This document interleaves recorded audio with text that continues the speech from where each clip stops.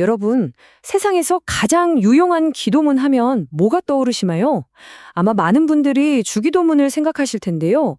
그런데 만약 이 기도가 우리가 그냥 외우기만 했던 이 기도가 사실은 세상을 뒤집을 만한 일종의 혁명을 위한 청사진이었다면 어떠실 것 같으세요? 오늘은 바로 그 주기도문, 너무 익숙해서 오히려 우리가 놓치고 있었던 그 놀라운 구조와 의미를 한번 깊숙이 들여다보겠습니다. 오늘 우리가 살펴볼 순서는요, 딱 모래시계를 생각하시면 돼요. 맨 위 가장 넓은 부분에서 시작하는 거죠. 바로 우리 모두에게 익숙한 그 기도문 자체에서요. 그러다가 점점 좁게 그 기도의 핵심 구조 속으로 깊이 파고 들어갈 겁니다. 그리고 마지막에는 다시 넓게 펼쳐지면서 이 모든 걸 알고 난 후에 우리가 이 기도를 어떻게 새롭게 바라볼 수 있을지 이야기해 볼 거예요. 자, 그럼 첫 번째 이야기부터 시작해 볼까요? 네, 첫 번째 주제는 우리가 아는 그 기도입니다. 부제는 우리가 읊조리는 그 말 너머고요. 사실 너무 익숙하죠. 어릴 때부터 외우기도 하고요. 근데 여러분, 원래 뭐든지 너무 익숙해지면 그 안에 담긴 진짜 의미를 생각하기가 더 어려워지는 법이거든요. 오늘은 그 익숙함이라는 껍질을 살짝 한 겹 벗겨보는 시간이라고 생각하시면 좋겠습니다. 하늘에 계신 우리 아버지여. 네, 이 시작. 정말 전 세계 수많은 사람들이 아는 구절이죠. 근데요, 오늘은 이걸 그냥 우리가 따라 외우는 기도문이 아니라 마치 잘 짜인 한 편의 논설문처럼 하나의 강력한 주장으로 한번 읽어보려고 해요. 여기엔 분명한 논리와 구조가 숨어 있거든요. 그렇다면 말이죠, 이 기도가 던지는 가장 핵심적인 메시지는 대체 뭘까요? 그냥 좋은 말이 나열된 게 아니라 이 기도를 통해 예수님이 정말로 하고 싶었던 말, 그 중심축은 과연 무엇이었을까요? 이 질문에서부터 우리의 본격적인 탐구가 시작됩니다. 자, 그럼 이제 두 번째 섹션으로 넘어가서 이 기도의 숨겨진 구조를 한번 파헤쳐 보겠습니다. 말 그대로 이 기도 속에 감춰진 설계도, 그 열쇠를 찾아보는 시간입니다. 가장 먼저 아셔야 할 핵심이 있습니다. 주기도문은요, 그냥 쭉 이어진 게 아니라 아주 의도적으로 명확하게 두 부분으로 나뉘어져 있다는 거예요. 그리고 그 두 부분을 연결하는 아주 중요한, 경첩 같은 역할을 하는 핵심 구절이 하나 있습니다. 자, 화면을 한번 보시죠. 정말 흥미롭지 않나요? 기도의 전반부는 전부 당신에 대한 간구입니다. 당신의 이름이, 당신의 나라가, 당신의 뜻이 전부 하나님 중심이죠. 그리고 후반부는 우리의 필요에 대한 간구로 넘어갑니다. 우리에게 양식을, 우리의 죄를, 우리를 시험에 이렇게요. 그런데 이 두 덩어리를 딱 연결하는 중심축, 그게 바로 당신의 나라가 임하소서라는 두 번째 간구라는 겁니다. 이게 무슨 뜻이겠어요? 하나님의 우선순위를 먼저 구하고 그럴 때 비로소 우리의 필요가 그 안에서 의미를 갖게 된다는 아주 의도적인 설계인 거죠. 그리고 이 구조를 완벽하게 설명해주는 구절이 바로 마태복음에 나옵니다. 너희는 먼저 그의 나라와 그의 의를 구하라. 바로 이거죠. 이게 바로 주기도문의 구조를 해독하는 암호키나 마찬가지예요. 예수님이 직접 말씀하신 거죠. 이 기도의 논리가 바로 이것이라고. 하나님의 나라를 먼저 구해라. 그러면 이 모든 것들, 너희의 필요는 자연스럽게 채워질 것이다. 이 순서가 정말 중요한 겁니다.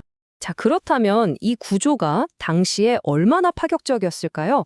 세 번째 섹션에서는 이 주기도문이 다른 기도들과 어떻게 달랐는지, 그야말로 전통을 뒤엎는 급진적인 전환이었다는 점을 보여드리겠습니다. 이 표를 보시면 그 차이가 정말 한눈에 들어오죠. 당시 유대인들이 드리던 대표적인 기도문과 비교해 볼게요. 5조부터가 다릅니다. 주기도문은 굉장히 친밀한 2인칭, 당신이라고 부르는데 다른 기도는 격식적인 3인칭, 그분이라고 하죠. 시작도 아빠라고 부르고요. 그런데 가장 결정적인 차이는 바로 이 구조입니다.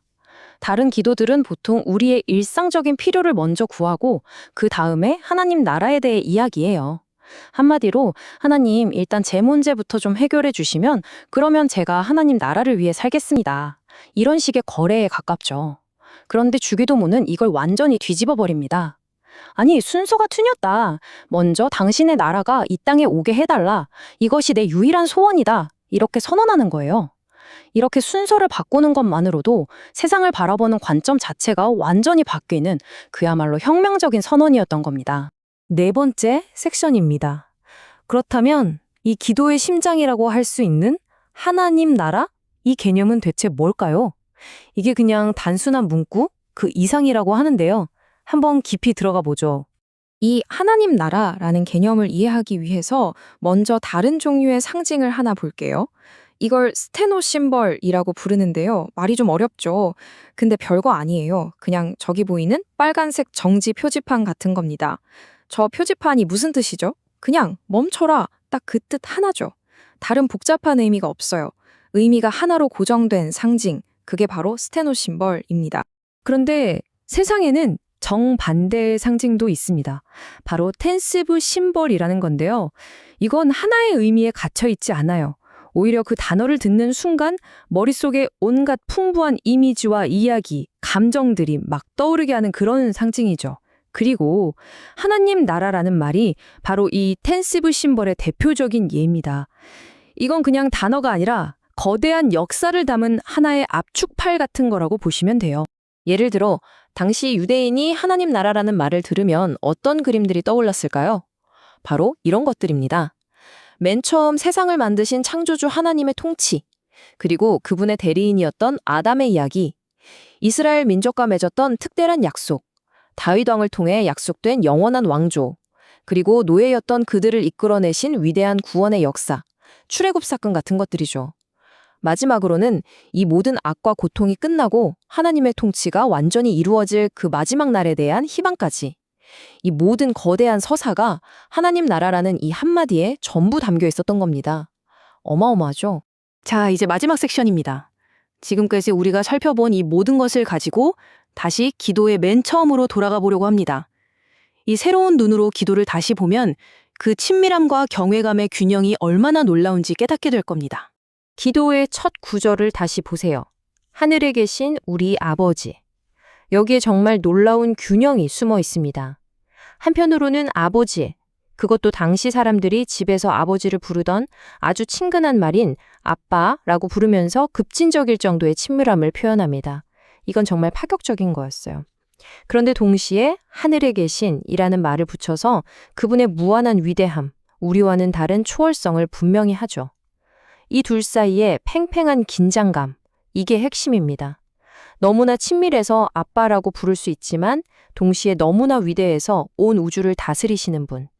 이 기도는 우리에게 바로 그런 하나님께 나아가라고 가르쳐주고 있는 겁니다. 한 문장으로 요약하면 이렇습니다. 우리의 가장 깊고 어두운 문제까지도 해결하실 수 있을 만큼 전능하고 초월적인 바로 그분이 동시에 우리가 아빠라고 부를 수 있을 만큼 우리 곁에 가까이 계신 친밀한 분이라는 것. 이 놀라운 사실을 믿는 것에서부터 기도는 시작됩니다. 자, 오늘 이야기를 마무리하면서 여러분께 마지막 질문을 하나 던지고 싶습니다. 만약에요, 우리가 정말 이 기도의 가르침대로 하나님 나라를 구하는 것을 삶의 최우선 순위로 둔다면, 그렇다면 그 뒤에 따라오는 우리의 기도 제목들, 그러니까 오늘 먹을 음식에 대한 걱정, 다른 사람과의 관계에서 생긴 문제, 앞으로 닥쳐올 유혹에 대한 두려움, 이런 것들을 바라보는 우리의 시선은 과연 어떻게 변하게 될까요? 이건 아마 우리 각자가 계속해서 곱씹어 봐야 할 질문일 겁니다.